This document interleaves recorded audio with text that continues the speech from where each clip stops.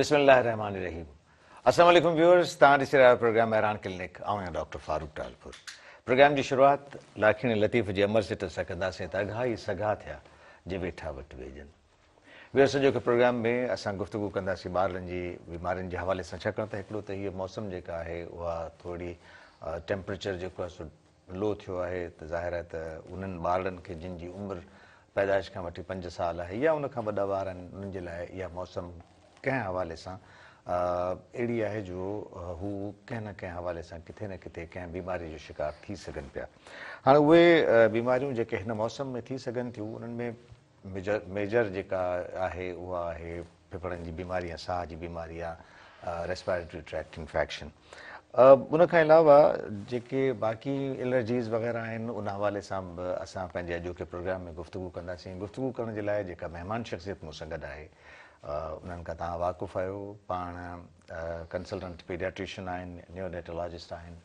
आगा Khan maternal child health care hospital Hyderabad में पाण कमु कनि था। संदन नालो आहे डॉक्टर चंदीराम शाहणी साहब। अस्सलाम वालेकुम साईं। वालेकुम सलाम। Thank U very much sir, तव्हां अॼु असांजे प्रोग्राम में आयो ऐं तव्हां सां इन्हनि ॿारनि जे हवाले सां गुफ़्तगू कंदासीं त हिन वक़्तु जेका हीअ मौसम हले पई, उन में ॿारनि खे कहिड़ियुनि प्रॉब्लम्स या मसइलनि जो शिकार असीं ॾिसूं था? जीअं सियारे जी मौसम शुरू थींदी आहे, हिकिड़ो त मौसम चेंज थी वियो आहे। हू कंहिं ज़माने में ईअं हूंदो त अक्टूबर खां पोइ सियारे जी शुरूआति तक़रीबन थींदी। नवंबर, डिसंबर, जनवरी, फेबरवरी 4 महीना इहे सियारो हूंदो ई हूंदो। पर हाणे तव्हां ॾिसो त नवंबर में बि सी कोन हो, डिसंबर बि ऑलमोस्ट तक़रीबन पूरो थी वियो ऐं हाणे वञी सियारो शुरू थियो आहे। त पाण वटि सिस्टम सियारे जा ईअं हूंदा त मोकिलूं स्कूलनि में जेके छुटियूं कबियूं ॿारनि खे सी जे लाइ, उहे बि तक़रीबन डिसंबर जे एंड में अची ख़तमु थींदियूं आहिनि। हाणे स्कूल शुरू थी विया आहिनि ऐं हीअ जेका मौसम जॾहिं सियारो अचे थो त उन में अक्सर करे रेस्पिरेटरी ट्रैक्ट इन्फेक्शन, साह जो जेको सिरिश्तो आहे उन जूं बीमारियूं थींदियूं। पोइ चाहे उहे बैक्टीरियल इन्फेक्शन हुजनि, चाहे वायरल इन्फेक्शन हुजनि, चाहे उन में एलर्जिक मैनिफेस्टेशन जेके हुजनि, त उहे सभु तक़रीबन सभिनी खां वधीक जेका ख़तरनाक बीमारी ॿारनि लाइ उहा आहे सभिनी खां नंढी उमिरि वारा ॿार, जेके इन्फेंट चइजे थो, जेके साल जी उमिरि खां घटि उमिरि वारा आहिनि। उन्हनि में सभिनी खां वधि में वधि ख़तरो हूंदो आहे नमूनिया थियण जो। ऐं नमूनिया अहिड़ी बीमारी आहे जंहिंमें वधि में वधि मोर्टिलिटी, मौत वाक़े थियण जो बि ख़तरो अञा ताईं हुजे थो। त 5 साल खां नंढी उमिरि वारनि में बि साॻियूं प्रॉब्लम रहे थो, पर रिस्क फैक्टर जेको आहे, ख़तरे जी शरह जेका आहे 1 साल वारनि में अञा वधीक आहे। ऐं स्कूल गोइंग ॿार आहिनि, उन्हनि में बि इहे अपर रेस्पिरेटरी ट्रैक्ट इन्फेक्शन जेका थिए थो, ऐं उहे वायरल ऐं बैक्टीरियल ॿई हुजनि था। पर मोस्टली जेको आहे 70% ताईं घटि में घटि वायरल इन्फेक्शन हूंदो। 70-80% जेके आहिनि इन मौसम में वायरल इन्फेक्शन हूंदो। रिमेनिंग जेके आहिनि 20% जेका उहो बैक्टीरियल इन्फेक्शन हूंदो आहे। उन में हाणे थोरी सम्झण जी ज़रूरत इहा आहे त रेस्पिरेटरी ट्रैक्ट पाण अपर ऐं लोअर खे कीअं डिवाइड करियूं, कीअं विरहायूं। हाणे उन जो 2 हिसनि में तव्हां विरहायो। अपर रेस्पिरेटरी ट्रैक्ट इन्फेक्शन शुरू थिए थो नोज़ खां, नक, नेज़ोफेरेंक्स, ओरोफेरेंक्स, लेरेंक्स ताईं। हेठि जॾहिं ट्रैकिया एपिग्लोटिस खां हेठि जेका साह जी नाली जॾहिं ट्रैकिया शुरू थिए थो त उहो अची थो वञे उन में लोअर रेस्पिरेटरी ट्रैक्ट में। पोइ ट्रैकिया, ब्रोंकस, ब्रंकियोल्स, एरियोला, पूरो लंग जेको आहे उहो अची थो वञे उन में लोअर रेस्पिरेटरी ट्रैक्ट इन्फेक्शन में। त अक्सर जेके मसइला हूंदा आहिनि अपर रेस्पिरेटरी ट्रैक्ट इन्फेक्शन जा हूंदा आहिनि ऐं उन में वायरल इन्फेक्शन हूंदो आहे। हिन मौसम में वधि में वधि पोइ उन में थींदो ईअं त सिम्पटम जेके आहिनि उहे वायरल ऐं बैक्टीरियल खे तव्हां 100% बिल्कुलु बॉर्डर लाइन नथा करे सघो, सही वायरल आहे या उन में कुझु फैक्टर ॾिसणा पवंदा आहिनि त भई वायरल ऐं बैक्टीरियल कीअं कजे। हिकिड़ो त मौसम जंहिंमें ख़बर हूंदी आहे त हिन मौसम में वायरल इन्फेक्शन। ॿियो तव्हां हिस्ट्री वठंदा त उन में इहा ख़बर पइजी वेंदी त घर में जेकॾहिं 4 ॿार आहिनि त चइनी खे साॻी बीमारी, 5 आहिनि त 5 खे आहे, या तव्हां उन्हनि खां हिस्ट्री वठंदा त किथे क्राउड में विया आहियो दावतनि ते, ऐं ॿियो इतफ़ाक़ इहो हूंदो सियारे जी मौसम में पाण वटि वधि में वधि शादियुनि जी मौसम हूंदी आहे, ऐं शादियुनि में जॾहिं वञिजे थो त हर को पंहिंजो तयारु थी, मायूं मर्द पंहिंजे एंजॉयमेंट में कपिड़ा लटा ठीकु ठाक तयारियूं, ॿार वीचारा जेके आहिनि सभिनी खां वधीक उते उन में नेग्लेक्ट थियनि था, उहे डोड़नि था, मज़ा बि वठनि था, आइस्क्रीम बि खाइनि था, कोल्ड ड्रिंक बि पीअनि था, ऐं राति जो सर्दी में 2-3-4 बजे पेरेंट्स सां घर पुॼनि था। त इहो बि हिकिड़ो फैक्टर हुजे थो जंहिंमां अंदाज़ो थींदो आहे त हीउ वायरल इंफेक्शन थी सघे थो या बैक्टीरियल थी सघे थो। त अपर रेस्पिरेटरी ट्रैक्ट इंफेक्शन ऐं लोअर ॿिन्ही जूं बीमारियूं थियनि थियूं। हाणे सिम्पटम कहिड़ा हूंदा? सिधो सिम्पटम इहो आहे त भई बुखार, हल्को बुखार आयो, नकु वहणु शुरू थी वियो, छिकूं अचणु शुरू थी वियूं, गले में सूर, सोर थ्रोट। ॿार खे जॾहिं इहे शयूं थींदियूं आहिनि त पहिरियों कमु जेको हूंदो आहे खाधो पीतो बंदि, खाइणु पीअणु ॿार जेकॾहिं बंदि करे त इहा ई ॻाल्हि सम्झबी त ॿार खे को न को प्रॉब्लम आहे। त खाधो पीतो बंदि कंदो ॿारु, लेथार्जिक थींदो, इरिटेबल थींदो, चिड़चिड़ो थींदो, बेज़ार हूंदो, खाईंदो कोन। इहे सिम्पटम जेके तव्हांखे हिस्ट्री में मिलंदा। ऐं उनखां पोइ तव्हां जेकॾहिं उनखे एग्ज़ामिनेशन कंदा त उन में टेम्परेचर तव्हांखे मिलंदो, ऐं बाक़ी रनी नोज़ आहे, थोरो घणो थ्रोट खे जेकॾहिं चङे नमूने चेक कबो उहो हाइपरेमिक थी सघे थो। ऐं जेसि ताईं लोअर रेस्पिरेटरी ट्रैक्ट इंफेक्शन जो आहे त उन में तव्हांखे जेकॾहिं lower respiratory tract infection involve थियो त तव्हांखे रेस्पिरेटरी साइंस वधीक वाज़े मिलंदियूं। उन में पहिरीं स्टार्ट करियो जेके साह में जेकॾहिं तव्हांखे सम्झो त RDS में वञे थो, रेस्पिरेटरी ट्रैक्ट जी डिफिकल्टी थिए थी साह खणण वारे रिश्ते में, त नक जूं जेके ही पासा आहिनि इहे जल्दी जल्दी हलंदा आहिनि, लाइनेज़ा जंहिंखे असीं चवंदा आहियूं। त उन मंझां खां हितां खां ई ख़बर पवणु शुरू थी वेंदी आहे ॿार जी साह जो सिस्टम कीअं आहे। उनखां पोइ तव्हां अचो त ॿार जी रफ़्तार जेका साह जी हूंदी उहो उमिरि जे हिसाब सां नॉर्मल खां वधीक थींदी। मुख़्तलिफ़ उमिरि में साह जी रफ़्तार मुख़्तलिफ़ हूंदी आहे। न्यू बॉर्न बेबी जीअं उनखे 60 खां घटि ताईं जेकॾहिं आहे त उहो नॉर्मल काउंट कबी, 40 to 60। न्यू बॉर्न बेबी में 60 खां वधीक हूंदी त उनखे टेकिपिनिया चइबो। पर इहा साॻी शइ जेकॾहिं 4 साल जे ॿार 2 सालनि जेके जेकॾहिं 40 आहे त उहा टेकिपिनिया में काउंट थींदी। ठीकु आहे, मतिलबु साह जो जेको साह जी रफ़्तार वधे पई वधीक। डॉक्टर चंदी मूंखे हिकिड़ी नंढी ब्रेक लाइ चए पियो वञे, पाण ब्रेक वठंदासीं, पाण गुफ़्तगू खे ब्रेक खां पोइ कंटिन्यू कंदासीं। व्यूअर्स, प्रोग्राम में नंढी साही खां पोइ जल्दी था मोटूं, असां सां गॾु रहिजो।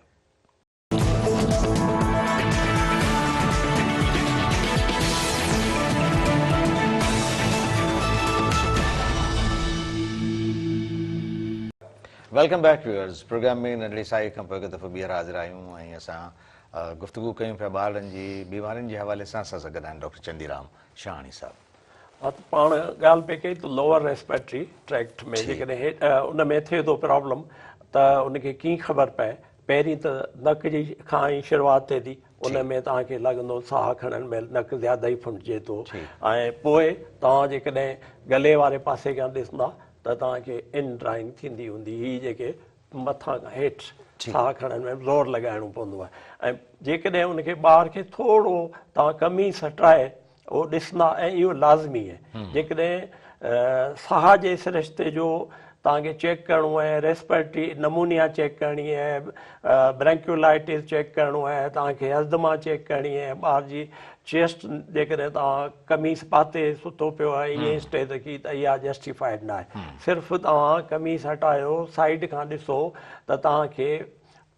चेस्ट हलंदी, जंहिंखे पाण चवंदा आहियूं ॿाराणो बि चवंदा आहिनि की पासा हलण बि चवंदा आहिनि, पासा लॻल चवंदा आहिनि, बाबा छाती वधिजी वई आहे। इहा हिकिड़ी साइन हूंदी आहे जंहिंमें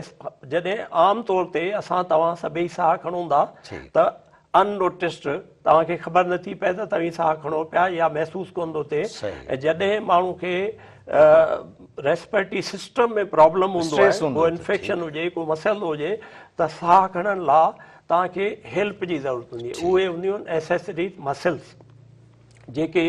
जॾहिं माण्हू ज़ोर लॻाईंदो आहे, साह खणण लाइ महिनत कंदो आहे त त उहो मसल्स हलणु शुरू कंदियूं आहिनि, उहो सपोर्ट कंदियूं आहिनि साह खणण वारे सिरिश्ते में, त उनजे करे ई पासा हलणु शुरू थी वेंदा, पासा लॻणु शुरू थी वेंदा, साह जी रफ़्तार वधी वेंदी, ऐं इन मां ई तक़रीबन 70-80% ताईं तव्हांखे अंदाज़ो थी वेंदो आहे त हीउ ॿारु नमूनिया न वञे पियो। डॉक्टर चंदी, जनरली जेकॾहिं असां ॻाल्हि कयूं त क्लिनिकली त डॉक्टर हिनखे डायग्नोस करे सघे थो, आम माण्हू जेकॾहिं इन डायग्नोसिस ते वञे त उनखे मतिलबु कहिड़ियूं ॻाल्हियूं नज़र में रखण जी ज़रूरत आहे? उनखे 3-4 शयूं, पहिरीं ॻाल्हि त ॿार खे टेम्परेचर बुखार आहे, ठीकु, ॿियो साह जी रफ़्तार आम हालत खां तेज़ थी वई आहे जेका अॻु में आहे, ठीकु, ॿारु चिड़चिड़ो आहे, ॿारु इरिटेबल आहे, ॿारु खाधो पीतो बंदि करे छॾियो आहे, ऐं ॿार जे साइड जे तव्हां खोले ॾिसंदा त पासा लॻंदा, सही, इहे सभु शयूं आहिनि। कफ थिए थी, नक वहणु शुरू थिए थो, स्नीज़िंग थिए थी, त इहे सिम्पटम हूंदा आहिनि। उन में डिफ्रेंशिएट पेरेंट्स के ॾिसो, जेके एक्सपीरियंस्ड मायूं आहिनि जिन जे घरनि में नानियूं ॾाॾियूं, उहे तव्हांखे अची डायग्नोसिस ॿुधाईंदियूं, पासा लॻी विया आहिनि, चेस्ट जलियल, पुछो कुझु बि पिया, बाबा खंघि थिए थी, अमां बुखार आहे, न बाबा जी छाती ॿधिजी वई आहे, नमूनिया थी वई आहे, मतिलबु त उहे शयूं उन्हनि खे बाय एक्सपीरियंस, इवन डॉक्टरी में बि इहे शयूं बाय एक्सपीरियंस अचनि थियूं, त इहे आम शयूं आहिनि जंहिं लाइ सिंपल तव्हां स्टार्ट करियो, बुखार, खंघि, नक वेहणु, छिकूं अचणु, साह जी रफ़्तार वधी वञणु, चिड़चिड़ो थियणु, सुस्त थी वञणु, खाधो न खाइणु, पासा लॻणु, इन मां सभु न आहे, ज़रूरी न आहे त इहे सभु शयूं हिकिड़े मरीज़, इन्हनि खे 2-3 शयूं आहिनि त उन मां अंदाज़ो थी वेंदो आहे त हीअ अपर रेस्पिरेटरी ट्रैक्ट इंफेक्शन आहे, लोअर रेस्पिरेटरी ट्रैक्ट इंफेक्शन आहे। हा, बैक्टीरियल इंफेक्शन ऐं वायरल इंफेक्शन में हिकिड़ो त हिस्ट्री मां अंदाज़ो थी वेंदो त जेकॾहिं फैमिली हिस्ट्री आहे, घर में ॿियनि ॿारनि खे आहे ऐं रिकरंट उनखे थींदड़ आहे ॿार खे, ॿियो इहो त जेकॾहिं बैक्टीरियल इंफेक्शन हूंदो त उनमें ॿारु ज़्यादा ई टॉक्सिक हूंदो आहे, टॉक्सिक ॿारु इलाही बीमार लॻंदो आहे, ऐं हू इवन इहे शयूं हुजण जे बावजूदि ॿारु हलंदो फिरंदो पियो, खाईंदो बि पियो, पर जेकॾहिं बैक्टीरियल इंफेक्शन हूंदो त खाधो बिल्कुलु कोन खाईंदो ऐं पयो हूंदो बिल्कुलु तव्हांखे लुक मंझां टॉक्सिक लॻंदो। इहे 2-टे शयूं तव्हांखे डिफ्रेंशिएट करे सघजनि थियूं त हीअ बैक्टीरियल इंफेक्शन आहे या वायरल इंफेक्शन आहे। ॿिन्ही जी ट्रीटमेंट डिफरेंट आहे, ॿिन्ही जी प्रोग्नोसिस डिफरेंट आहे, तंहिंजे करे जेकॾहिं बैक्टीरियल इंफेक्शन सस्पेक्ट कजे त सभिनी खां बहितर कमु इहो आहे त रत जी टेस्ट कराइजे। ब्लड जी टेस्ट एंटीबायोटिक ॾियण खां अॻु में घटि CBC ब्लड कल्चर इहा सम्झो त मैंडेटरी आहे। जेसि ताईं तव्हां नथा करायो टेस्ट ऐं तव्हां एंटीबायोटिक ॾेई बि छॾी ऐं सुभाणे 4 ॾींहंनि खां पोइ मरीज़ ठीकु न थियो त तव्हां किथे हूंदा? तव्हां डिसाइड करे न सघंदा त हाणे इहा एंटीबायोटिक कमु करे पई या नथी करे। हिन ॿार खे मूं जेकी सस्पेक्ट कयो आहे त कहिड़ो बैक्टीरिया थी सघे थो उहो आहे या न आहे, त इन करे जो तव्हां वटि जॾहिं का बेस लाइन कोन्हे, बेस लाइन न हूंदी त तव्हां डिसाइड न करे सघंदा। पोइ ईअं ई थींदो आहे हिकिड़ी एंटीबायोटिक बंदि करे ॿी मां टी, इहे सभु शयूं उन करे थियनि थियूं जो तव्हां वटि बेस लाइन नथी हुजे। CBC हुजे, ब्लड कल्चर तव्हांखे 72 आवर्स खां पोइ घटि में घटि इहा ख़बर पइजी वेंदी त ऑर्गेनिज़म उनमें ग्रो करे पियो नथो करे, त इहो मैंडेटरी आहे। बाक़ी जेकॾहिं तव्हां नमूनिया वग़ैरह सस्पेक्ट करियो था, तव्हांखे फैसिलिटीज़ आहिनि त एक्सरे चेस्ट, इहे सिंपल ऐं प्राइमरी टेस्ट आहिनि जेके घटि में घटि जॾहिं तव्हां इन्फेक्शन सस्पेक्ट करियो ऐं नमूनिया सस्पेक्ट करियो त CBC ब्लड कल्चर ऐं एक्सरे चेस्ट करायो। इहो एज़ अ डॉक्टर तव्हां रिकमेंड कयो था या मोस्टली इहो ॾिठो आहे डॉक्टर चंदी त असांजा जेके जनरल प्रैक्टिशनर्स ख़ासि तौर ते ऐं कंसल्टेंट्स जी ॻाल्हि, बल्कि कॾहिं कॾहिं कुझु कंसल्टेंट्स बि इन तरीक़े जी ट्रीटमेंट कनि था त को वायरल इंफेक्शन आहे, ख़बर पए पई त तॾहिं बि उनखे जेका असां एंटीबायोटिक पोइ भले 3rd जनरेशन न हुजे उहा उन्हनि खे प्रिस्क्राइब करे था छॾीनि। ॿियो त जेकॾहिं डॉक्टर वटि को मरीज़ इन क़िस्म जो वञे थो त हू कोशिशि इहो ई कंदो आहे त हू पंहिंजी क्लिनिकल डायग्नोसिस ते पंहिंजी ट्रीटमेंट लिखी ॾे त तव्हां इहा रिकमेंड कयो था त इहो करणु ज़रूरी आहे या जेके डॉक्टर्स कनि पिया इन तरीक़े जी प्रैक्टिस उहा सम्झो था त उहा प्रैक्टिस ठीकु आहे बजाए जो पेरेंट्स खे या मरीज़ खे इन पासे वठी वञिजे जो उनजूं इन्वेस्टिगेशन्स कराइजनि क्लिनिकली डायग्नोस करे हुनजी ट्रीटमेंट कजे इन जो जवाबु आउं तव्हांखां ब्रेक खां पोइ वठंदुसि व्यूअर्स प्रोग्राम इन साई खां पोइ जल्दी था मोटूं असां सां गॾु रहिजो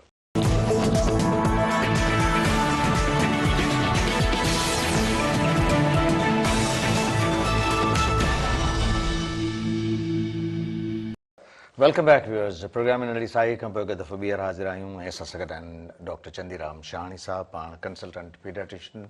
न्यूनेटोलॉजिस्ट आहिनि Aga Khan maternal and child health care Hyderabad में डॉक्टर साहब ब्रेक खां पहिरीं जेको मूं सुवाल कयो त इन में काइंडली तव्हां एज अ कंसल्टेंट पीडियाट्रिशियन इन ॻाल्हि खे रिकमेंड था कयो या जीअं डॉक्टर्स प्रैक्टिस कनि पिया हिकिड़ो त मिसाल जेकॾहिं वायरल इन्फेक्शन आहे ख़बर बि पवे थी तॾहिं डॉक्टर्स कोशिशि कंदा आहिनि त एंटीबायोटिक कोई न कोई प्रिस्क्राइब करे छॾीनि हिकिड़ो त उन्हनि जो सबबु इहो हूंदो आहे त भई जेको आहे को इन्फेक्शन खे रोकण जे लाइ इहा असां रिकमेंड करे छॾी आहे नंबर 1 नंबर 2 असां वटि एंटीबायोटिक्स जो एतिरो इस्तेमालु थियो आहे जो हाणे इलाही एंटीबायोटिक्स रेज़िस्टेंस थी वियूं आहिनि त तव्हां चाहियो था इहा तव्हांजी रिकमेंडेशन आहे त इहे सभु इन्वेस्टिगेशन्स खां पोइ प्रिस्क्राइब कयूं वञनि या क्लिनिकली डायग्नोसिस ते रिलाए कयो वञे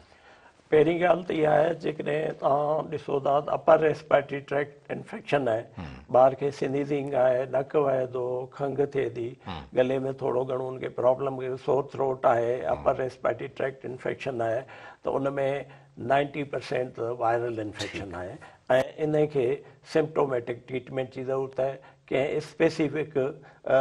एंटीबायोटिक या उनजी ट्रीटमेंट जी ज़रूरत कोन्हे ऐं उनखे तव्हां उन लेवल ते ई हलायो एंटीबायोटिक ॾियो तव्हां वेट एंड वॉच करियो काउंसलिंग करियो त जीअं घटि में घटि पेरेंट्स खे सेटिस्फेक्शन अच्छा हाणे हिते मूंखे ॿुधायो त सेकेंडरी इन्फेक्शन खां बचण जे लाइ एंटीबायोटिक प्रिस्क्राइब करण जी ज़रूरत आहे या न बिल्कुलु न 200% न सेकेंडरी इन्फेक्शन खां बचण लाइ एंटीबायोटिक ॾियण जो को तसवर कोन्हे त secondary infection respiratory tract infection में बचण लाइ तव्हां एंटीबायोटिक ॾेई छॾियो ॿी ॻाल्हि त जेका पाण पहिरीं ॻाल्हि कई त एंटीबायोटिक ॾियण खां अॻु में त टेस्ट कराइजे या न इहा आइडियली लाज़मी आहे इन करे जेकॾहिं तव्हां उनखे एंटीबायोटिक को बि ॾेई छॾी ऐं ॿार उनजो बहितर न थियो साॻी ॻाल्हि त तव्हां वटि पहिरीं ॻाल्हि त एंटीबायोटिक ॾियण जी जस्टिफिकेशन कहिड़ी हुई जंहिं ते तव्हां ॾिनी ॿी ॻाल्हि त जेका एंटीबायोटिक तव्हां ॾियो पिया हाणे उहा कमु करे थी या नथी करे तव्हां वटि का बेस लाइन त आहे कोन एक्सरे तव्हां करायो आहे त उनमें एक्सरे में तव्हां 3-4 ॾींहंनि खां पोइ असेसमेंट करे सघो पिया त एक्सरे बहितर थिए पियो ॿार जो वेलबींग ठीकु आहे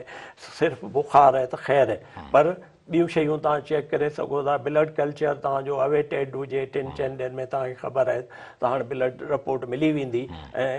जेकॾहिं एंटीबायोटिक रेज़िस्टेंस आहे त पोइ माण्हू चेंज करे या उहा साॻी कंटिन्यू करे इन जे करे लाज़मी इहो आहे त तव्हां एंटीबायोटिक ॾियण खां अॻु में उनजो इहे प्राइमरी टेस्ट लाज़मी करायो CBC ब्लड कल्चर करायो तव्हांखे चेस्ट में नमूनिया सस्पेक्ट करियो था त उनजो एक्सरे चेस्ट इहे 3 शयूं तव्हां करायो उनखां पोइ तव्हां असेस करियो एंटीबायोटिक बेशक ॾियो पर एंटीबायोटिक में इहो आहे त गैर ज़रूरी एंटीबायोटिक न ॾिजनि ऐं हर वायरल इन्फेक्शन में एंटीबायोटिक न ॾिजे इन करे ऐं ॿी ॻाल्हि त एंटीबायोटिक जे यूज़ में जेको मसइलो आहे उहो सिर्फ़ु डॉक्टर न आहिनि उनमें पेरेंट्स जो बि काफ़ी हद ताईं रोल आहे हालांकि पेरेंट्स जस्टिफाइड आहिनि हिकिड़े लिहाज़ खां त हू तव्हां वटि आया आहिनि फ़ैसिलो तव्हांखे करिणो आहे हू पंहिंजूं ॻाल्हियूं डॉक्टर साहिबु एंटीबायोटिक ॾेई छॾियो ॿारु ठीकु कोन थींदो अॻु में बि एंटीबायोटिक खां सवाइ ठीकु कोन थियो असांजो ॿारु एंटीबायोटिक पींदो थींदो मतिलबु 100 ॻाल्हियूं पर डिसीजन पोइ बि तव्हांजो जेकॾहिं तव्हांजे पेशेंट में कॉन्फिडेंस आहे ऐं तव्हांखे पंहिंजी डायग्नोसिस ते जेकॾहिं कंफर्म आयो त हीअ वायरल इन्फेक्शन आहे त पोइ तव्हां हुनखे काउंसलिंग करियो एनकरेज करियो त बाबा परवाह न आहे सुभाणे ॿुधाए वठिजो ॾिसी वठंदासीं ज़रूरत हूंदी त एंटीबायोटिक शुरू करे वठंदासीं पर अॼु स्टार्ट न करियो पोइ मसइलो हल थी थो वञे ॿियो इहो बिज़नेस जा इशू आहिनि त स्टोर वारा एंटीबायोटिक ॾेई छॾनि, हेठि प्रिस्क्रिप्शन खणियो वञनि डॉक्टरनि जूं त बाबा हिन में त डॉक्टर एंटीबायोटिक लिखी कोन्हे, मरीज़ ठीकु थींदो ई कोन। त इहे सभु मसइला आहिनि। स्टोर वारनि जो इंटरफेरेंस, फार्मेसी वारनि जो इलाही सारो हूंदो आहे, Exactly. पेरेंट्स जो जेको प्रेशर हूंदो आहे, ऐं नानियूं ॾाॾियूं जेके गॾु ईंदियूं आहिनि उन्हनि जो त 100% प्रेशर हूंदो आहे, बाबा एंटीबायोटिक लिखो ई लिखो। सर कंपनी जो हिकिड़ो मतिलबु हिकिड़ो बिल्कुलु कमर्शियल क्वेश्चन आहे न, कंपनीज़ जो फार्मास्यूटिकल कंपनीज़ जो जेको प्रेशर आहे डॉक्टर्स ते, कंसल्टेंट्स ते ख़ासि करे, उहो केतिरो आहे? उहो इलाही सारो आहे। ऐं प्रेशर छा, उनमें ज़ाहिर आहे डॉक्टर प्रेशर खां सवाइ इन्वॉल्व आहिनि। प्रेशर अलॻि शइ, प्रेशर इहा हुजे त मूं ते केरु ज़बरदस्ती करे ऐं मूंखे चए मुंहिंजी ही दवा लिखणी आहे ऐं आऊं उनखे न लिखां त मूंखे हुजे त भई मूंखे को नुक़सानु पुॼाईंदो या मतिलबु, पर प्रेशर न आहे, ही इंसेंटिव आहे एग्जैक्टली जेको डॉक्टरनि ते आहे। पर उन में सिर्फ़ु डॉक्टर ॾोहारी न आहिनि, ॾोहारी उन में तव्हां मथी लेवल ते ड्राइव खे करियो, जेके हिकिड़े ई ब्रांड जी जेकॾहिं हिकिड़ो ग्रुप आहे, फर्ज़ करियो एम्पेसिलिन आहे, एम्पेसिलिन जूं 100 ब्रांड्स, ठीकु आहे, जेके लोकल आहिनि, ट्रेडमार्क्स जेके 100 खां मथे हिकिड़ी हिकिड़ी दवा जूं परमिशन, ऐं उहो अथोराइज़ कंदा। डॉक्टरनि खे असीं पोइ अचूं, पहिरीं तव्हां अथॉरिटी आहियो, तव्हां जेकॾहिं इंजेक्टेबल 100 हिकिड़े ई सेफ्ट्रोक्सोन जा ऐं जेकॾहिं मीरोनिम जा 50 ब्रांड मुख़्तलिफ़ कंपनियुनि खे तव्हां अथॉरिटी ॾिनी आहे, तव्हां अथॉरिटी ॾियो था, सर्टिफिकेट ॾियो था ऐं उनखे लाइसेंस ॾियो था थी सेल कनि। हाणे जॾहिं उहे लाइसेंस मिलनि था, लोकल कंपनियूं आहिनि त उहे ज़ाहिर आहे उन्हनि जा एक्सपेंसिस हिते घटि हुजनि था ऐं उहे बाज़ार में मार्केट में सस्तियूं बि खपाइनि था, डॉक्टरनि खे इंसेंटिव बि ॾियनि था। ऐं डॉक्टर फ़रिश्तो त केर ई कोन्हे, उन में डॉक्टर जेके आहिनि अची था वञनि, उन में नुक़सानु वधि में वधि जेको मरीज़ जो थिए थो, इकानमी जो नुक़सानु थिए थो, अननेसेसरी दवाऊं मरीज़नि खे मिलनि थियूं ऐं उन में ॿियो इहो थिए थो रेज़िस्टेंट, जेका सभिनी खां ख़तरनाक शइ आहे उहा आहे रेज़िस्टेंस। उनजे करे तव्हां ॾिठो हूंदो जीअं टाइफाइड में पाण वटि हाणे सिर्फ़ु